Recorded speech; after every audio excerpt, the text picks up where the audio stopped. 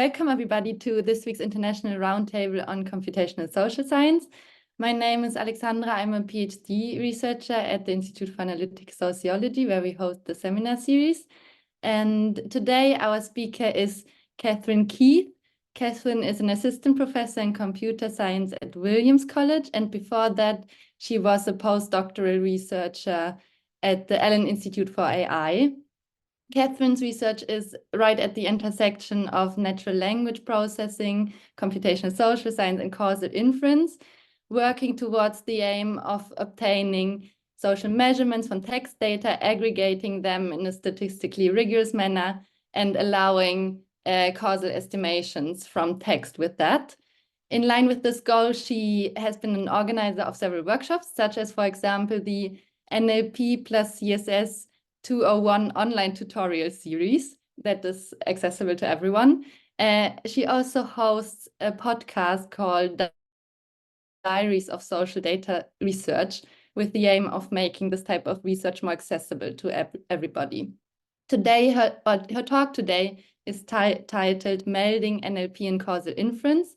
It will be recorded and most likely also uploaded to our YouTube channel. Katherine said that she will have pauses during her talk where she would like to accept questions if there are any, but there will also be a more extensive Q&A session at the end of the talk. Okay, now I guess we can't wait to learn more about causal inference with text. So please join me in welcoming, giving a special welcome to Katherine, and the floor is yours. Thank you so much. Can everyone hear me okay? Yes. Okay, great. Yeah, it's good. So excited to be here online, quite early here on the East Coast in the US. But I'm really excited to talk to you about this intersection of NLP and causal inference, which I've been working on for the last couple of years. So I want to talk a little bit about sort of my journey as a researcher, to kind of give some background of how I ended up at this intersection. So my PhD is in computer science, and for a good 2/3 of my PhD, I specifically worked on NLP for social measurement. So, this was a really exciting piece of my research career because I was able to work with language, and probably don't need to tell the audience here, but language, is this really inherently social process that underlies so many of our human interactions. So analyzing written language just provided a lot of useful insight into the relationships between language use in human thought, or language use in actions, or societal structure. And what sort of, as a computer scientist, someone trained in NLP, what my text as data pipeline typically looked like was something like this. So we either had a specific applied social construct in mind, usually I partnered with social scientists, or we were just trying to develop a general method to go from a specific type of raw text to some sort of measurement. So this first arrow going from raw text to an actual sort of quantitative measure, this is where a lot of the fun linguistic assumptions came in, pre-processing decisions, deciding which machine learning algorithms to use depending on the application, and a whole lot of the actual sort of modeling piece. And so when I was focusing on measurement, a lot of what I focused on was, how do we make sure that we're doing this measurement in a way that we have valid downstream inference? So in particular, if we have some social construct, maybe we just care about the prevalence of that social construct. So to make it a little bit more concrete, maybe we're measuring sentiment in some sort of text, newspaper, social media, or something. Oftentimes you just want to know, how much is that construct out there? What's the prevalence here? So this expected value of y. Or I've also worked on problems that really think about, okay, maybe we want a valid measurement so that we can do some sort of association with additional metadata X, or some sort of structured variables. So for example, I worked on looking at financial earnings calls, trying to pull out some linguistic signals there that were indicative of financial analysts' decision-making. And so we looked at some associations between the actual measures we got from text and some other variables. And this was a really fun piece of my my research agenda, and it really became sort of clear to me that most of the text of data research out there for the last decade or so is really focused on measurement. So here, for example, I'm putting 3 surveys, one from Political Analysis, one from the Journal of Economic Literature, and one from the Annual Review of Sociology. And these are great references that I would point anyone to, and they talk about a mix of methods and the substantive applications of what folks are doing with text as data. And if you read these surveys, most of them are focused on, okay, how do we come up with some sort of novel measurement from text data that we couldn't get from another source of data? So it's really this focus on measurement. And there's been an enormous amount of research here, really, really good work. I'd point you to these references. But for me, when I did these measurement research work, I always felt like something was dangling. Like we would finish a paper or we'd finish a project, we'd get some sort of measurement, and it always felt like, and now what? And my advisor, my PhD advisor, would tell me, someone might come along and use this measure or whatnot. But it always felt like we stopped before the story finished. This dangling feeling just never really left me. And to make an analogy, I think that in other circumstances, there's a lot of things that come after measurement, right? So maybe I tell you, okay, outside, it's currently raining. Or maybe I just do a very short-term forecast, which I'm going to kind of bundle into this measurement group, that it's forecasted to be sunny this afternoon. So I can give you that information, but what does that information actually do for you?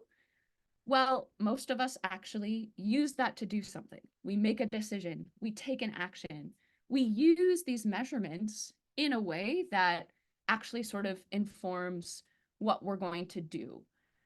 What we're actually going to intervene on. So might be a review for many of you, but I just want to reiterate that causal inference is focused on interventions. And what we mean by interventions here is it's not just sort of the same process, the same data generating process that's existing sort of indefinitely through time. It's not just pattern matching, it's if we actually intervene and change the data generating process, what happens there? And this is a really crucial and important part. And your classic intervention is in a medical setting, do you give a drug or do you give a placebo? And so, I had done all of this text as data measurement work. I think it's still a really, really important piece of the text as data pipeline. But a lot of my recent research agenda has been, how do we take this same text as data pipeline? We're going from raw text to some sort of social construct. But now that social construct that we create from our NLP models or from our machine learning models combined with linguistics, how do we actually put that into a causal estimate? So I care about estimating the effects of intervention. And it turns out there's a huge number of open challenges here, some of which I'll talk about today. So today, what I'm going to talk about is try to give a high-level overview of causal estimation with text in general. These come from 2 recent review papers I've written in 2020 and 2022. And then to make it a little bit more concrete, I'm going to talk about a case study I worked on about analyzing the effects of peer review policies from observational data, which I'll explain in more detail, that we published last year in 2023. So I hope this combination of speaking in general terms gives you a high-level overview, but then also a concrete problem kind of shows you some of the challenges here and some of the open problems. Okay, so let's start with causal estimation with text in general. As I started making this transition, which happened maybe year 4 in my PhD, I had been trained in NLP, in empirical methods in NLP, and I was transitioning to causal inference. And I remember sort of meeting with a causal inference researcher, and he said, okay, there's a whole bunch of textbooks out there on causal inference, go for it. And after the fact, I found this flowchart of which causal inference book from Brady Neal, and it kind of illustrates this point, which has been really difficult for me, which is that many of these causal traditions and notation have been developed in totally different fields by totally different people, and that the authors of most of these books are still alive and still debating the fundamental sort of core pieces of a lot of this work. So, just to explain how difficult it has been for me, at least, to wade through all of this, you can see in green all these different books, and there's different perspectives based on whether the authors are epidemiologists or social scientists or economists. Do you want the book or the flavor of causal inference that focuses more on statistics or machine learning or causal graphs? Do you know structural causal models? Do you want to become an expert in it? Then read Pearl's book, etc.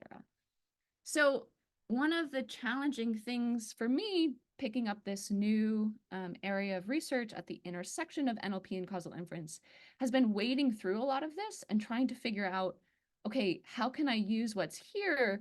But also a lot of my problems are still very, very applied.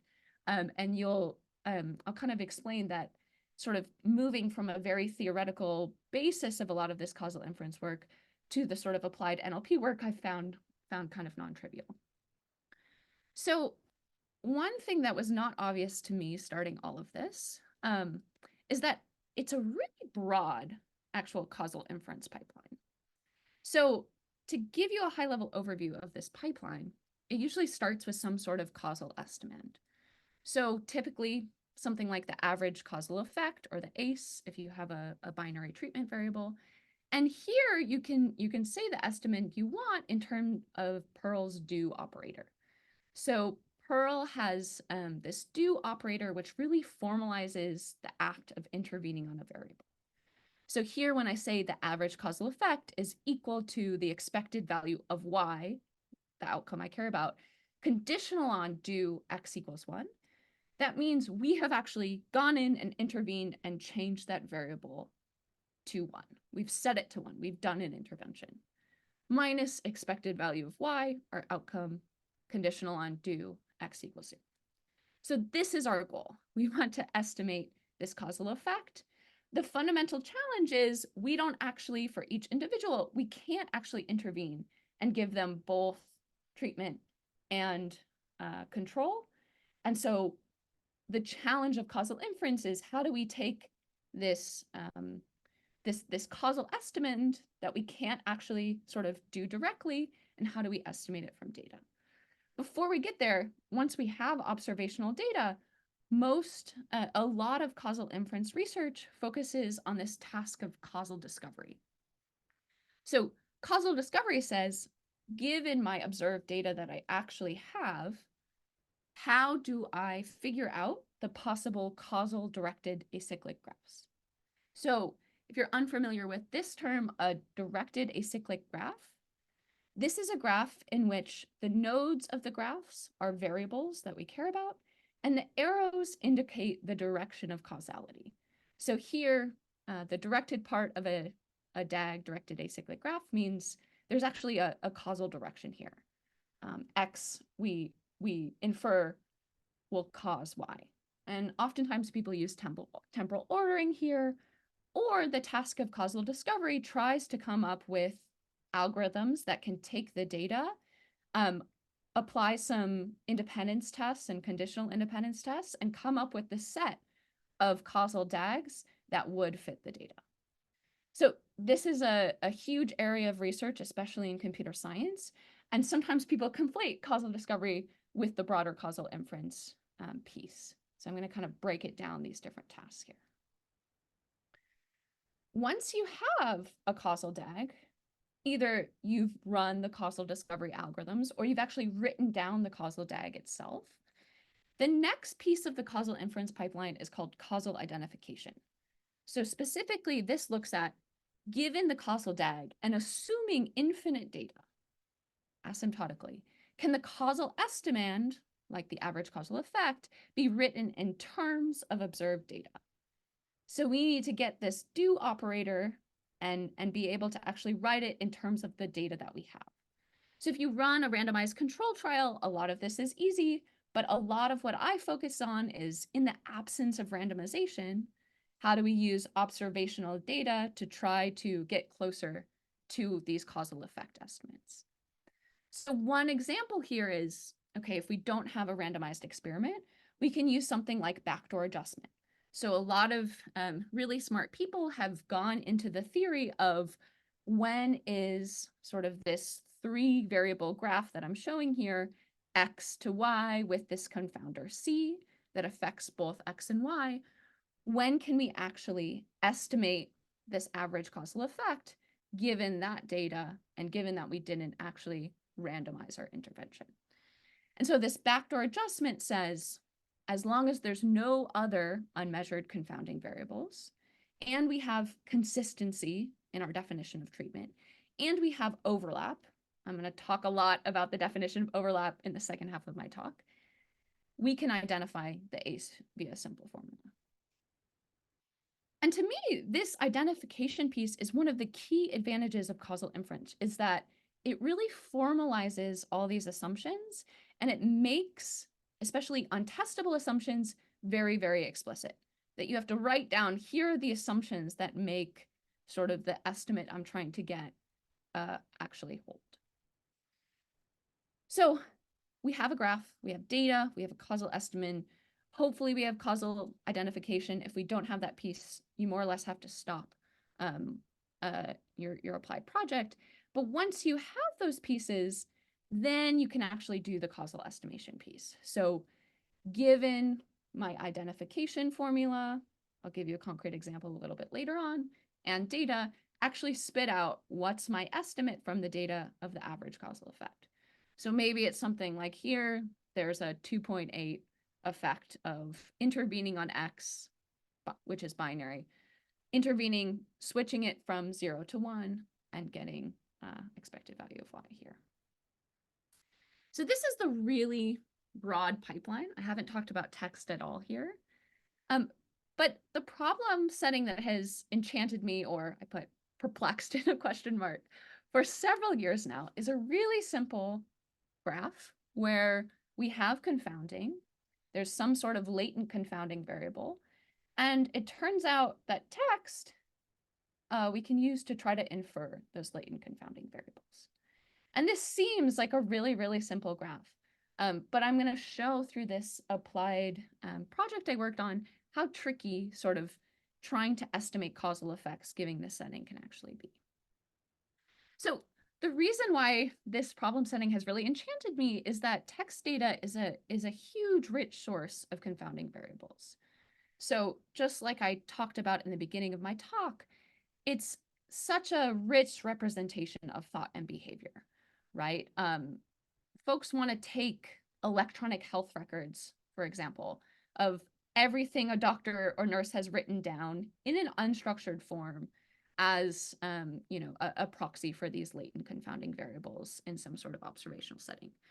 Or maybe we want to take, if users opt in and setting data privacy aside, the entire search history of you or someone else if you're doing some sort of social experiment or a social causal estimation piece, right? It's just really rich and abundant, and there's many, many applications that could use text data to help try to adjust for confounding that possibly exists in the broader pipeline here.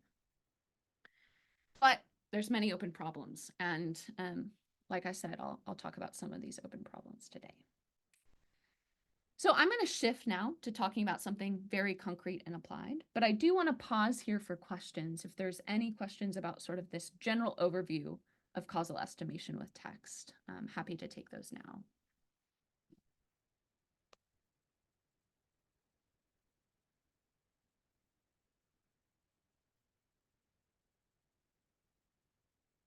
I had one question. Mm-hmm. So in that DAG that you showed 1 or 2 slides back, you have, okay, the text is confounding variables, or the text as some indicator of the confounding variable that we might be concerned about. But then at the beginning of your talk, you sort of suggested that the text might be the outcome itself. Are you going both directions, or? Yeah. So in this Feder et al. Review paper that I was on, we actually have sections where we talk about, okay, if text is a confounder, here's some things to think about. If text is treatment, that X variable, here's some things to think about. If text is outcome, here's some things to think about. So for now, I'm just going to focus on this case where text is a confounder. But you're totally right. It's a totally different set of problems depending on sort of where that arrow of text is. And I have a couple places where I'm working on text as outcome, but I won't be talking about those specifically in this talk. Other questions?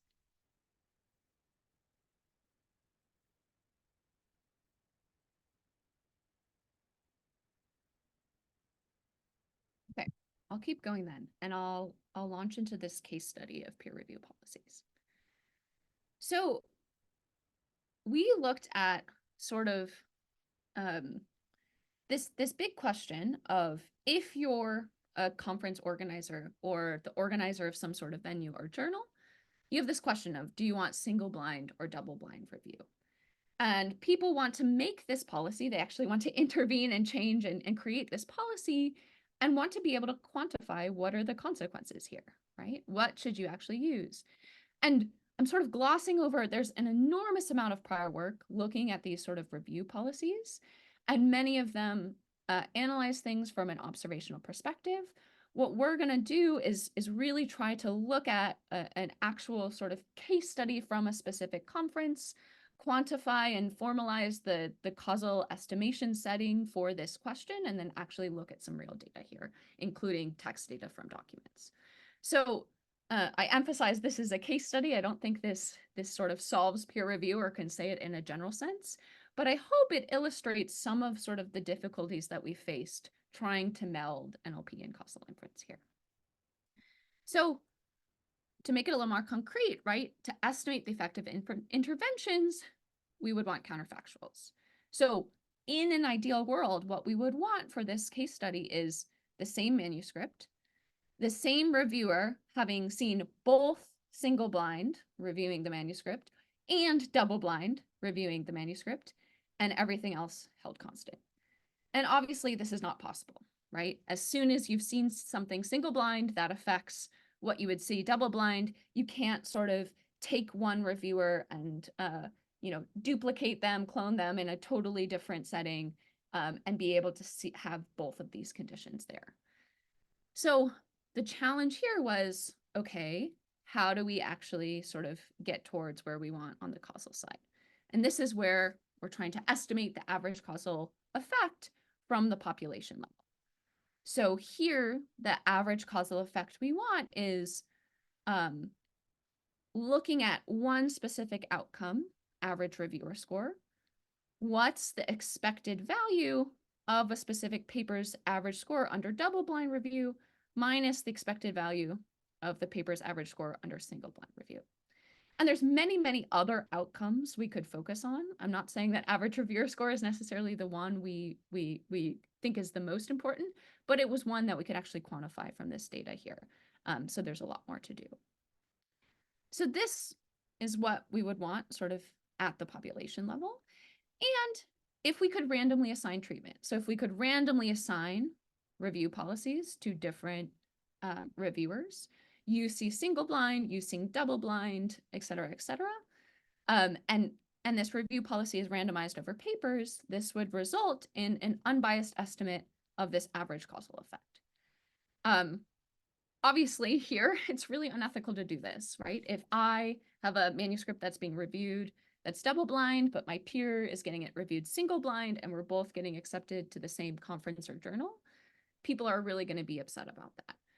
So here we have to use observational data, non-randomized data, and this is going to have a number of confounding variables.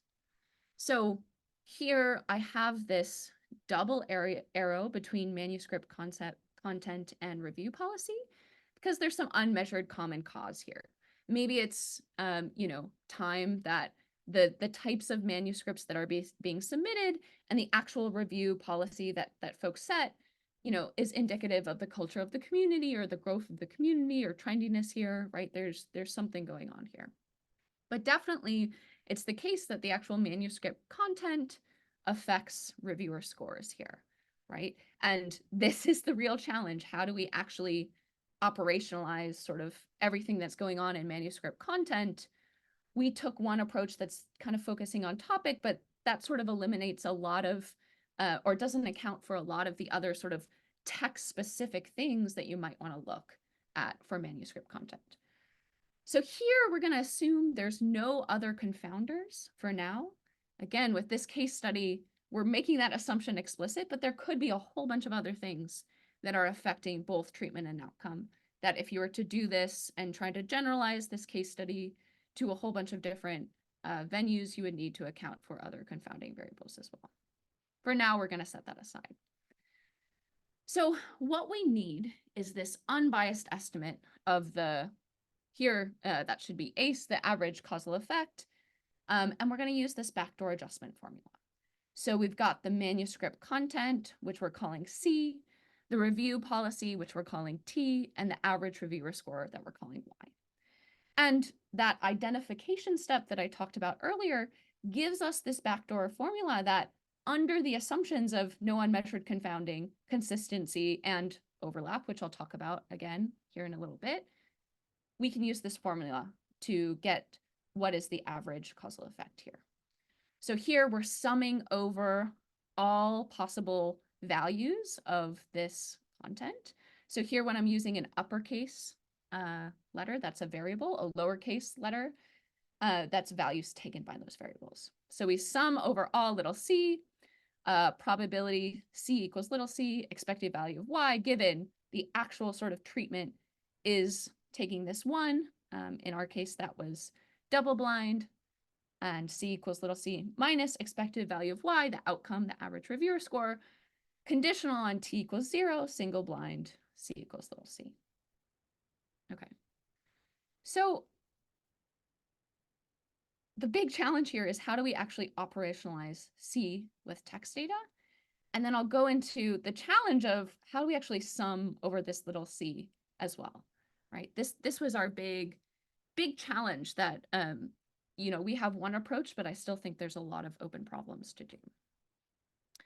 We're going to estimate this all from data from the iClear conference. So what is nice here is that iClear, which is a machine learning conference, in 2017, the review policy was single blind, and in 2018, the review policy was double blind.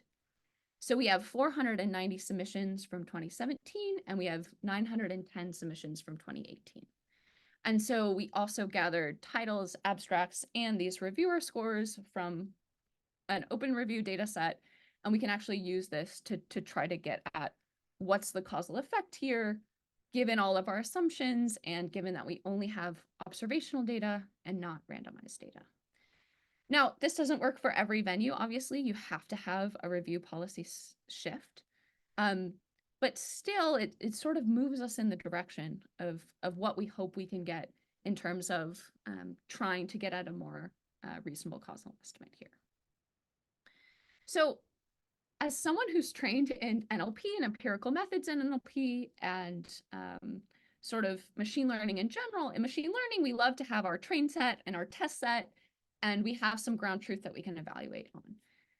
And unlike these predictive tasks, we have no ground truth to evaluate our methods here in causal inference. So for me, it really feels like, as someone who's trained in machine learning, that we're kind of groping in the dark here, right? As an aside, I've tried to work on addressing some of this empirical benchmarking or empirical evaluation. We just recently had a paper on this. I'm going to set that aside for this talk, but I really want to emphasize this is one of the things that was concerning, is we're taking NLP and a whole bunch of text stuff, which, unless we evaluate it, feels a little black boxy, and causal inference, which we've made these assumptions, but we have no way to actually evaluate our ground truth. So for us, trying to do this applied case study, we proposed 3 criteria that we thought would help us in sort of this broader challenge. The first was we looked at previous methods, and what was really hard is there weren't a lot of ways to incorporate modern text representations. So in NLP, a lot of sort of the modern progress in NLP has been the ability to represent a document as a real valued vector or an embedding. And I'm sort of glazing over a lot here, but the key principle here is that similar documents are close together in this vector space that we learn. I'm also sort of hand waving. There's a huge, large debate in NLP and linguistics on similarity. But just for now, think about sort of similar documents in terms of topic, high-level topic, are going to be close together in vector space. So we felt this was important because for our case study, we can actually use domain-specific off-the-shelf embeddings. And what this means is from this Cohen et al. Paper, they trained embeddings via a model they called Spectre. So this generates document-level embeddings of scientific documents based on pre-training a transformer language model and including a powerful signal of document-level relatedness, which is the citation graph. So we already have this big pre-trained model where we can input the title and abstract, get out an embedding that should, according to their model and all the pre-training, actually sort of have embeddings that are close together for similar titles and abstracts of this scientific content. So off the shelf, this just means they were trained on this other corpus from the same domain, scientific data. And we're going to use these Spectre embeddings to actually sort of operationalize the manuscript content in this case study here. So that was the first criteria. We really wanted to be able to include sort of all of these advances in NLP and have these modern text representations as part of our causal estimation pipeline. The second one, so I've been hinting at this for a while now in this talk, we wanted to be able to check for causal overlap. So let me define causal overlap here finally. So I talked about this average treatment effect, and you'll notice in these terms, right, they can't be undefined, meaning for each little value C, we have to have both treated and untreated units or treated and untreated documents here. And there's big trade-offs in that when we're in this sort of high dimensional confounding world, if we increase the number of confounders, it's possible that our assumption of no unmeasured confounding is more satisfied. But this overlap condition, which I'm going to define, this is less likely to be satisfied. So this is sort of the tension that we're dealing with, that we need overlap to be satisfied when both treatment conditions are observed for every value of the confounder. So I'm going to make this a little bit more concrete with a sort of contrived example. So t equals 0, our control, just going to be placebo. T equals 1, taking a pill. The confounders in this contrived example, I'm just going to have binary age, binary race, and binary gender. And these are very complex social constructs that I'm grossly oversimplifying for this example, but I hope it makes it really concrete about what we mean for overlap.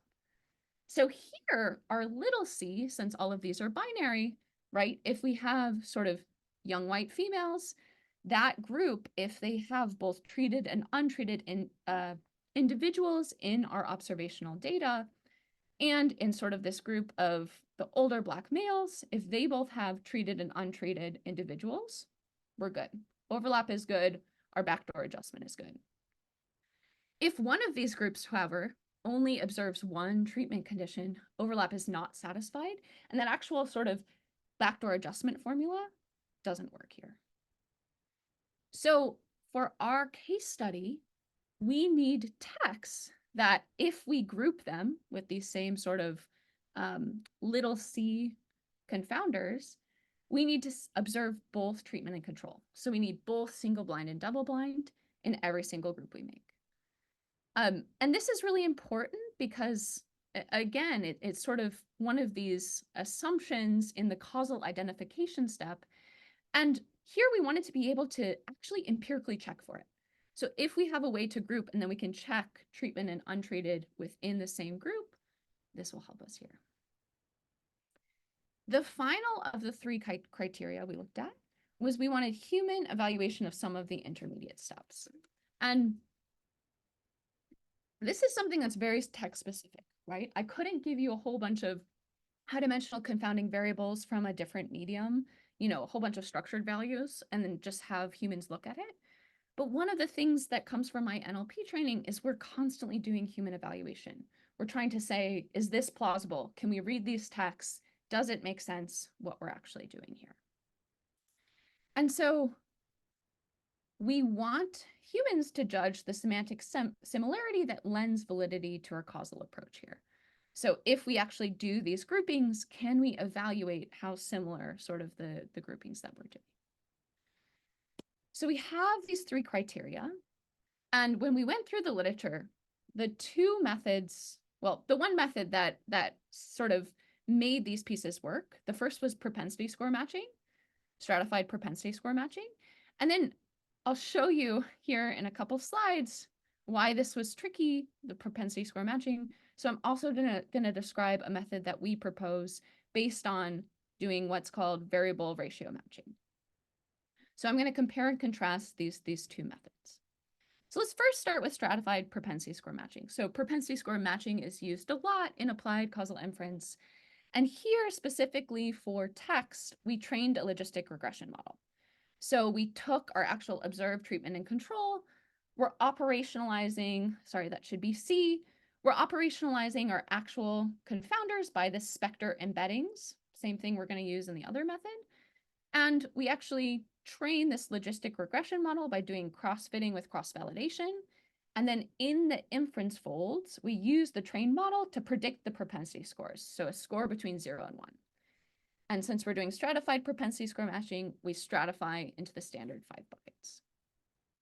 And we actually looked at the distribution here of taking these embeddings and doing this propensity score inference.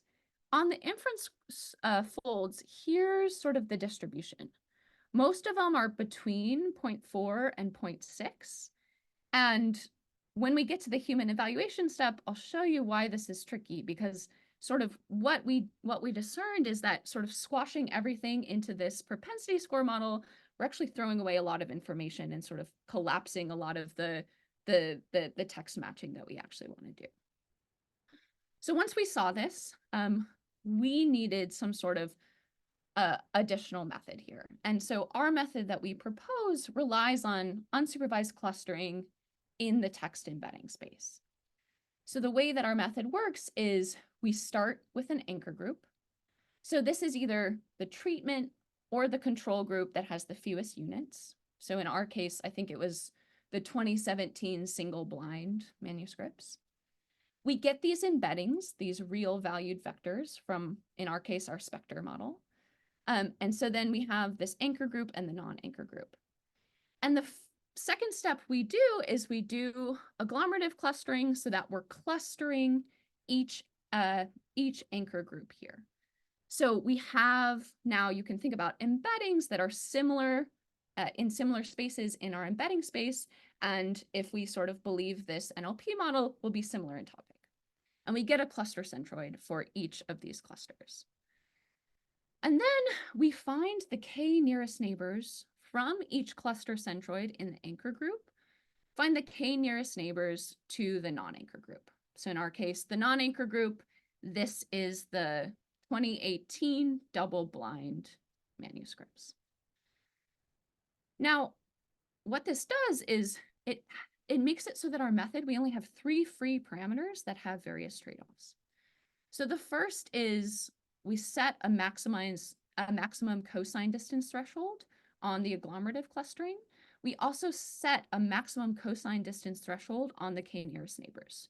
So we are trying to get matches between our anchor group and our non-anchor group that are really close together in embedding space, which means they're close together in topic. And then k, the actual numbers of nearest neighbors. So here there's a trade-off. So this, we do this agglomerative clustering step because we have many, many documents. So it's for computational efficiency. So we actually set A pretty arbitrarily small so that we could have clusters of 1. And this hopefully increases the textual similarity of matches within our agglomerative clustering groups. The second piece, we increase B. And if we increase B, this decreases the semantic granularity of matches. But it also ensures that we have this causal overlap. So this causal overlap condition with that green arrow, so for every anchor group that we have, we need at least one non-anchor embedding that matches it there. And this is a really challenging setting. We talked about this a lot as a team, that we could make sort of the semantic granularity that we're willing to accept as domain experts arbitrarily large. It would sort of, push back on this assumption that we have that we're taking into account fine-grained topics to do this actual causal estimate. But if we don't have causal overlap, we have to also just abandon the project. So I think this is one of the open questions and challenges as applied researchers is, when are we willing to accept assumptions like this, that maybe we only have a couple topics, or maybe we have, very fine-grained granularity of topics? There's a trade-off with that and causal overlap. The final and third free parameter is this K, which is the number of nearest neighbors. So if we increase K, the maximum number of nearest neighbors, this increases bias but decreases variance. So this is something that we set and did a whole bunch of sensitivity analysis, which I'm happy to talk about afterwards, to think about what is this K for the number of K nearest neighbors for each group here. So for this criteria, we had about, let's try to have humans actually evaluate some intermediate steps. So what we did is we did a small case study with 3 evaluators. These were researchers in machine learning who could evaluate sort of the actual iClear titles themselves. And what we did is something like this, where we had a 2017 title, so it's the same for 3 rows. And then we had 3 2018 titles. So 2017 was our single blind year, 2018 was our double blind year. And we shuffled the 2018 titles. One was coming from our method. One was coming from stratified propensity score matching, those 5 buckets of the propensity score that we split it into. And one was coming from a baseline of just randomly picking a title.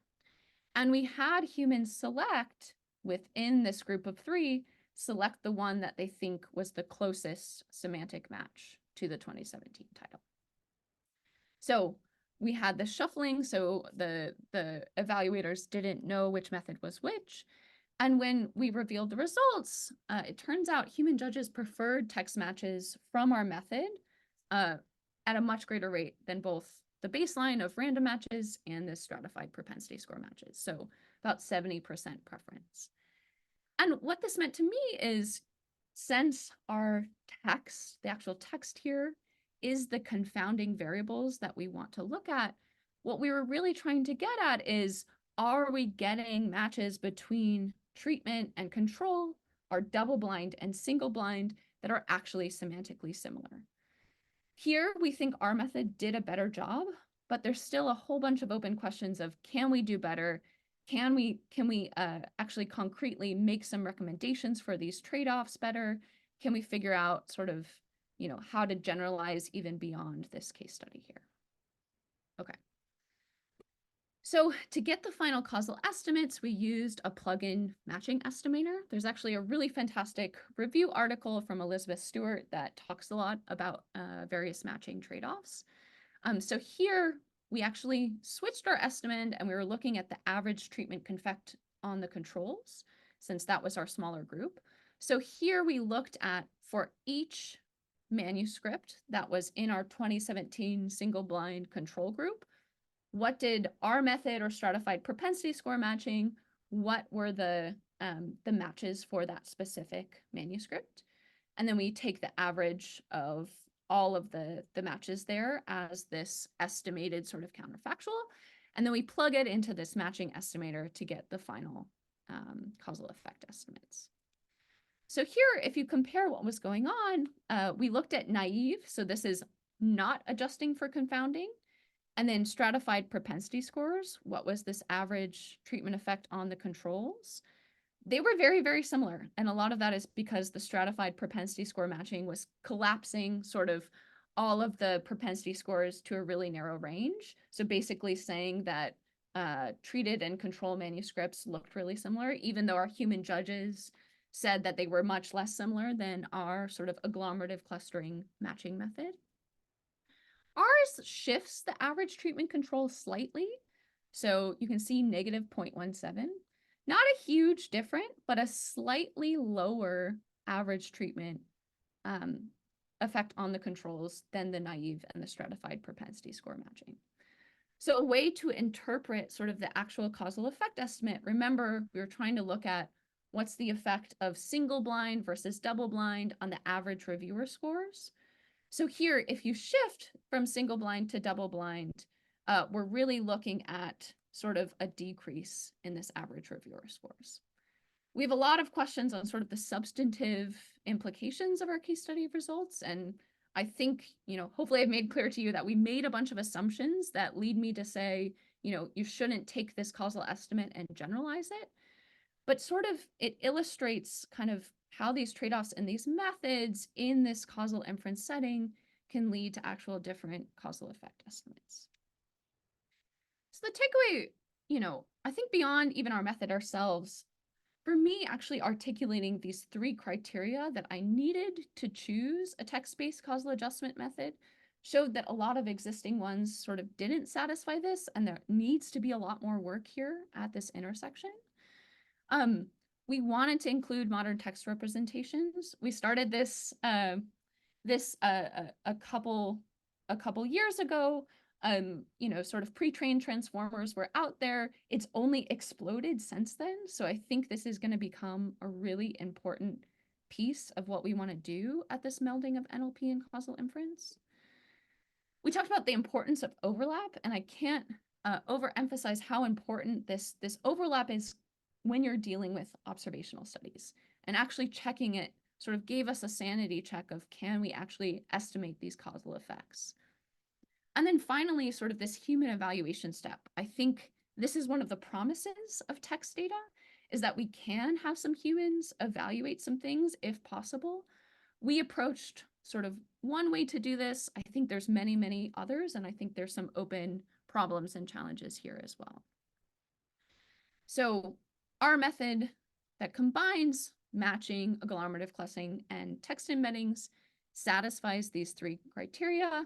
Human judges did favor matches from our method over stratified propensity score matching and the baselines, but I still think there's a lot of future work to do. So on the case study itself, we had a really narrow definition of similarity. Here we were really just looking at, were these off-the-shelf embeddings similar in a similar space in this vector space? So do they have similar high-level topics? If you talk to any linguist, they'll probably be very dissatisfied with sort of that level of granularity of operationalizing the content. But that's one piece that I think there's a lot to do about thinking about sort of broadening the text pieces there.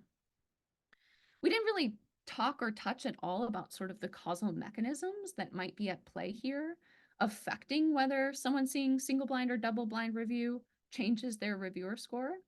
So I think digging into that would be really important. Also, we didn't even touch heterogeneous treatment effects. So I'm glossing over a whole bunch of literature that tries to say, are there different treatment effects based on subsets of the confounders, right? So for example, for female authors or from authors that are at specific types of institutions, is the treatment effect different? And I think there's an enormous amount of work to be done trying to blend text data and causal inference for heterogeneous treatment effects. We looked at only average reviewer score, but as a team, we had a lot of discussions of, are there other causal outcomes that we should look at? And to Benjamin's previous question, one of the ones we looked at was maybe actually text is the outcome we want here too. So at least in these machine learning conferences, authors and reviewers are having a discourse, they're talking to one another, how could we turn that text data into the actual outcome variable that we want in these causal effect estimates? And then finally, sort of future work and methods. I still think the human evaluation we did, it worked for matching, and it was a very sort of first approach to how we can incorporate human evaluation here. But I think this is going to be central at this intersection of looking at causal inference and NLP. That's all I have for now. I'm happy to take any questions folks have here.